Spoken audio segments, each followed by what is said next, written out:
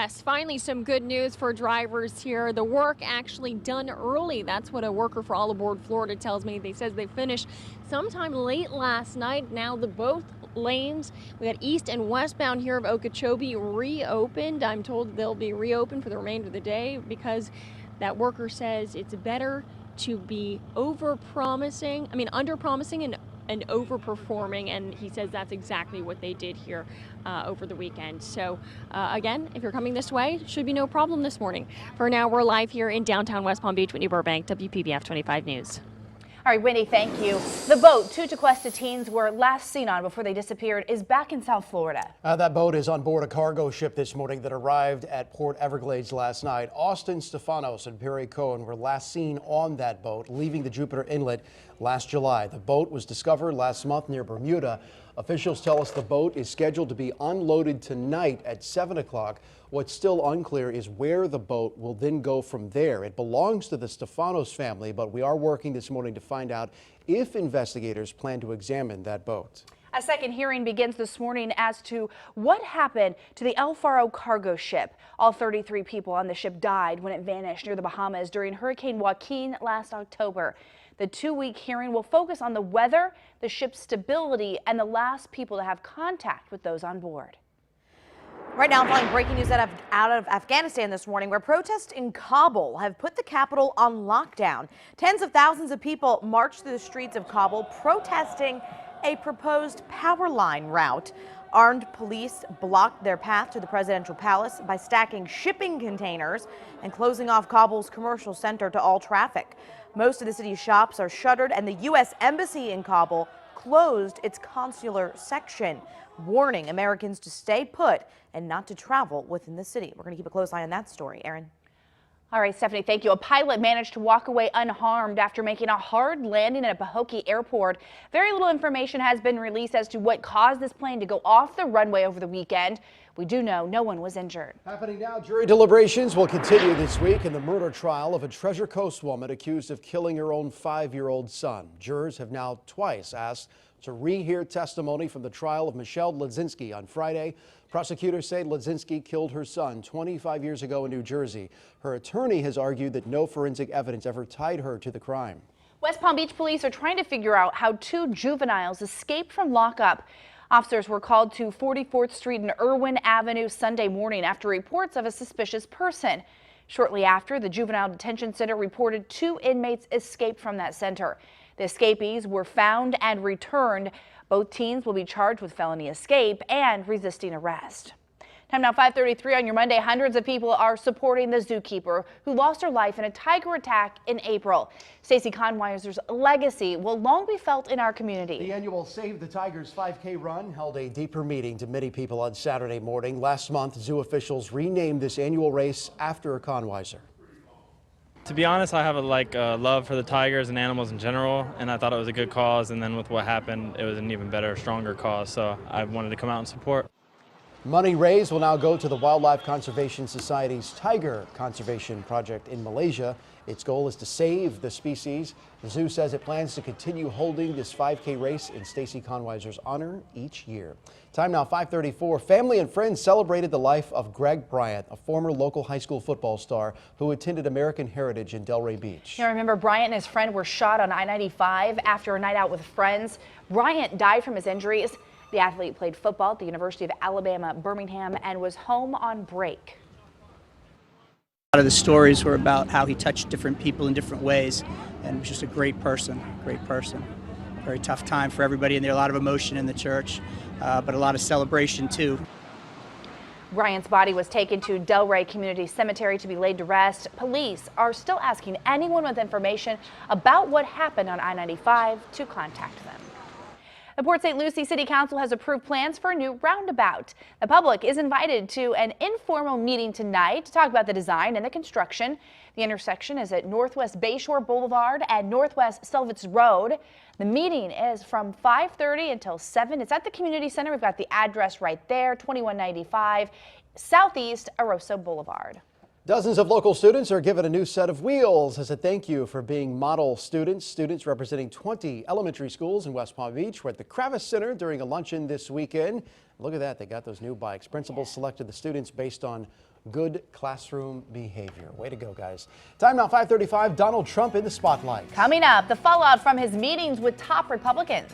Plus, the Miami Heat's postseason run is now officially over. Up next, we've got a recap of the team's hard-fought Game 7 against the Toronto Raptors. Taking it to Game 7. And we want to say good morning, happy Monday to all of you waking up in Palm Beach Gardens. Here's a look over the city this morning. I want to thank you so much for watching WPBF 25 News Mornings. We have a lot more to come. We hope you stick around.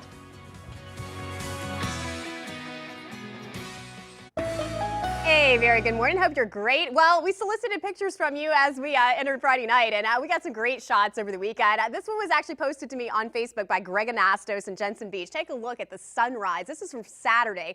Absolutely gorgeous. Golf Office retweeted that on Twitter. So, I mean, amazing with the pelicans there and the beautiful colors. Mike Redmond sent me this one. That was tweeted out over this weekend as well. We appreciate it. Gorgeous beach there. And this one is Sean Michael. It's taken from some drone footage, and I retweeted that one. So, thank you for all of your photos. And again, you can hit me up on Facebook at Sandra Weather or at Twitter at WPBF_Sandra, and we'll share your photos. Sunrise this morning is at 6:32. Thanks, Sandra. Let's move along to the roadways coming up on 539, and everything is really looking great throughout Martin County and also northern Palm Beach County from Palm City down into Palm Beach Gardens along the Turnpike and I-95.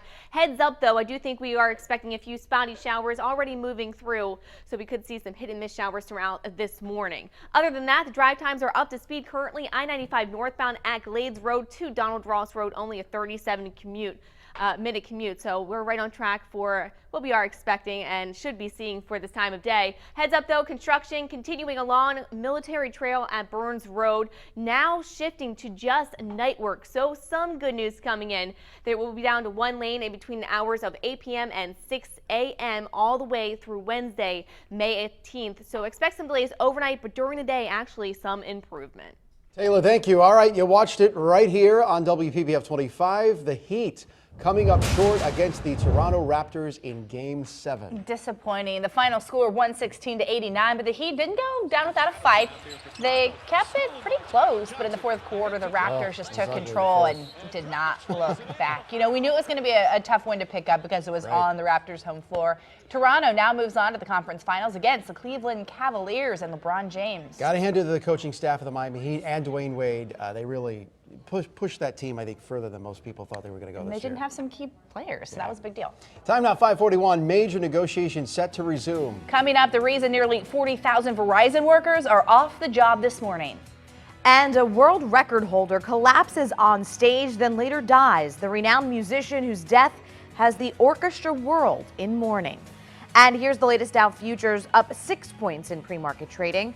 Here's where the markets closed last Friday. It was a down day on Wall Street. I'm Stephanie Brzezinski along with Aaron Guy, Paula Groen, Sandra Shaw, and Taylor Grenda. And you're watching WPBF 25 News Mornings.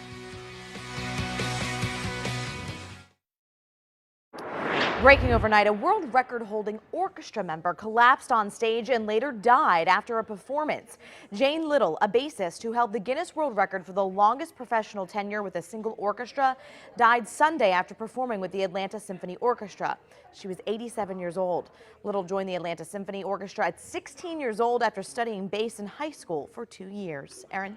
All right, Stephanie, thank you. 11 people recovering following a fiery crash involving an SUV and a bus. This all happened near Animal Kingdom.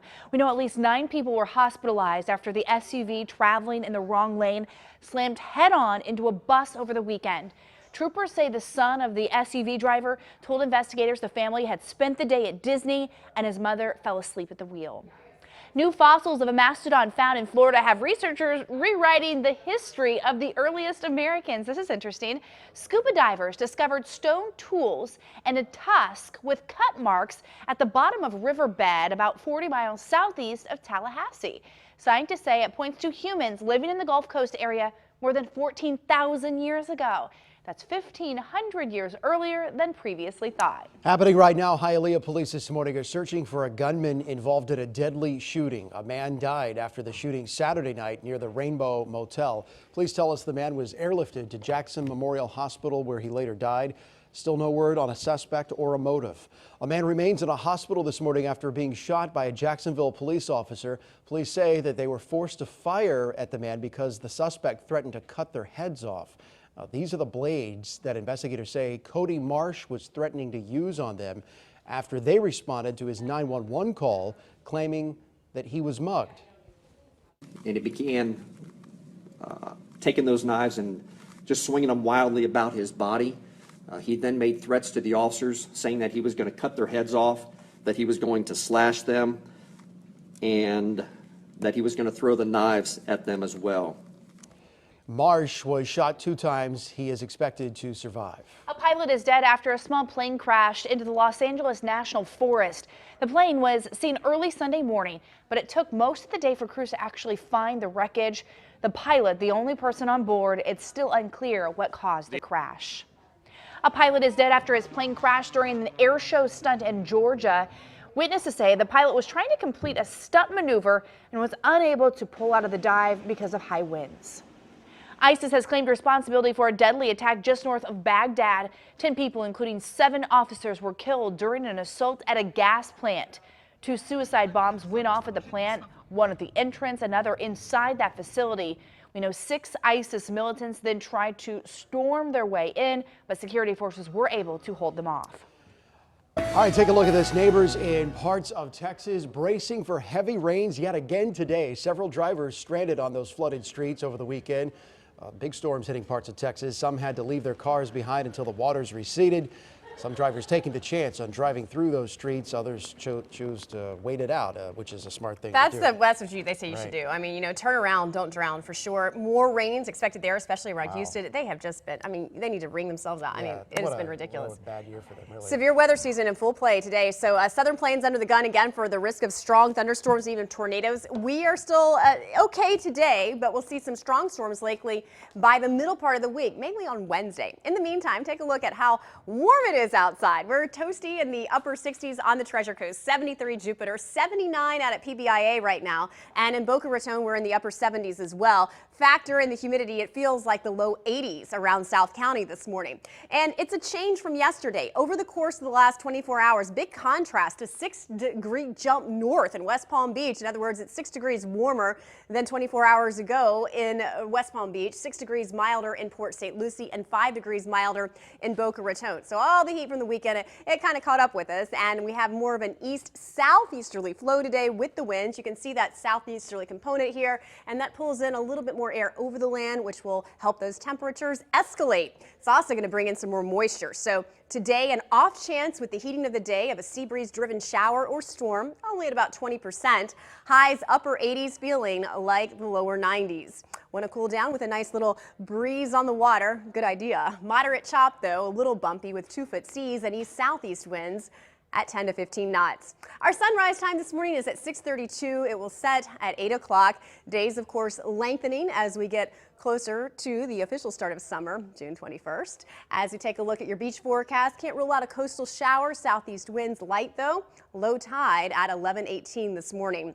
Reminder, very high at a 9 today for the UV index. Haven't really hit the extreme category yet, but it's not far behind. So make sure you have the sunscreen handy. Future Track shows the evolution of some more moisture as a series of what we call short waves or disturbances start to roll through, especially to our north. This is Tuesday evening.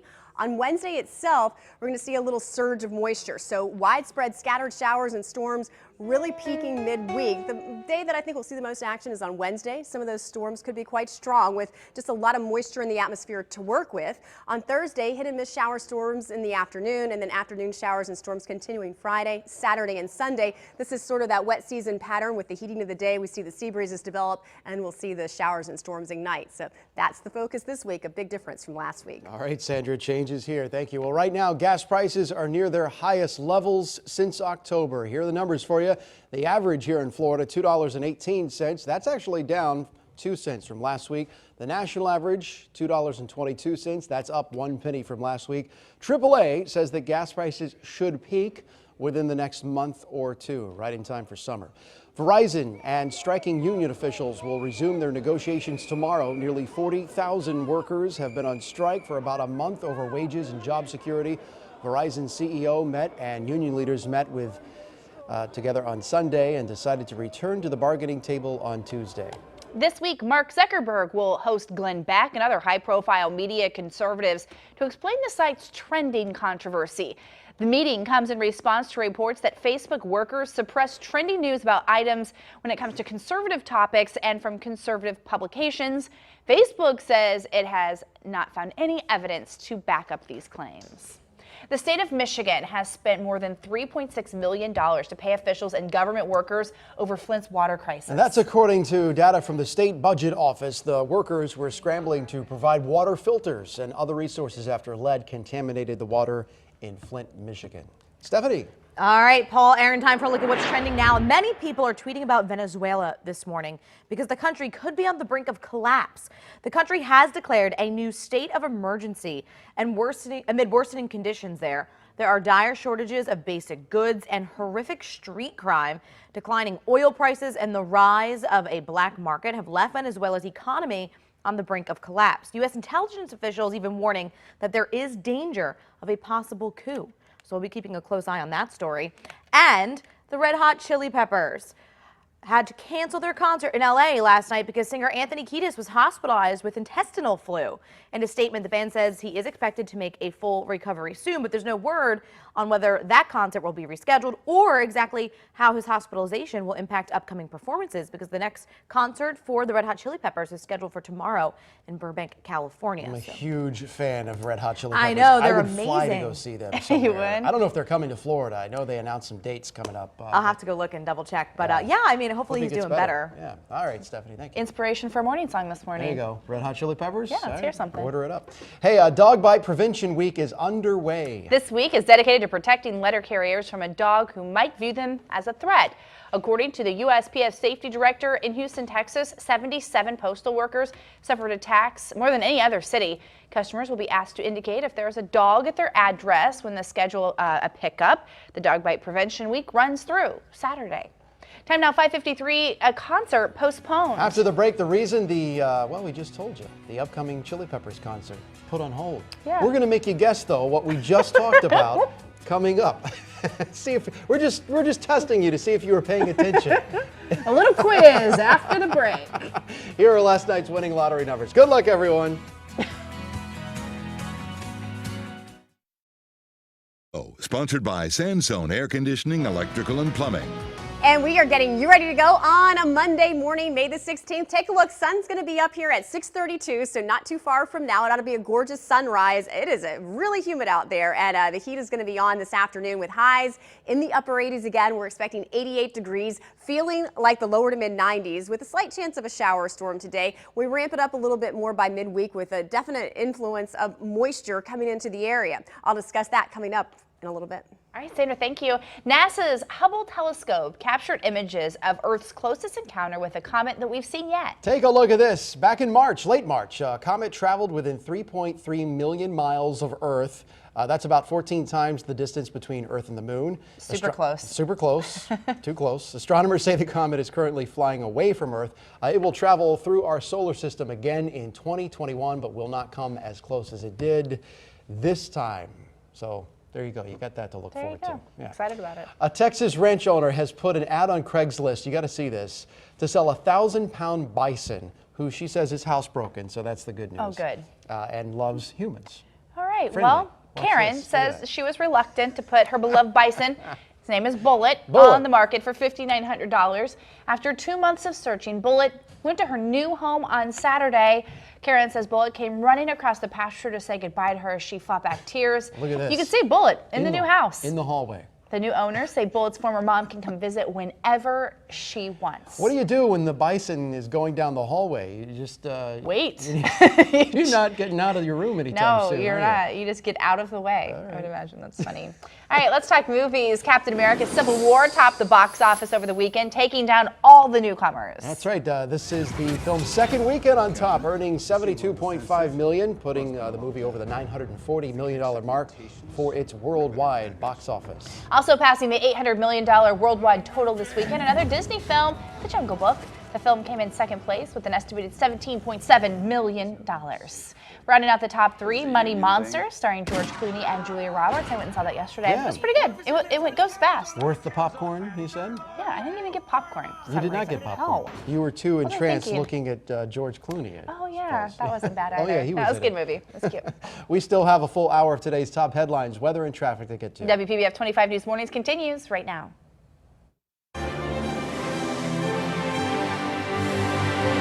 Right now at 6, good news for drivers heading to and from downtown West Palm Beach today as road construction wraps up one day early. Plus, a shark bites a woman at a Boca Raton beach and doesn't let go. The pictures that are now receiving some nationwide attention. And we are tracking some isolated showers offshore. It's really humid and we had a scorching hot weekend. So what does that mean for your work week? I'll break it down as WPBF 25 News Morning starts right now. Live, local, late breaking. This is WPBF 25 News Mornings. Good morning and thanks for waking up with us. I'm Erin Guy. Hey, good Monday morning, everyone. I'm Paula Groen. It's May 16th. And it was great weather over the weekend. If anybody was outdoors, like my yes. dog, he enjoyed it too.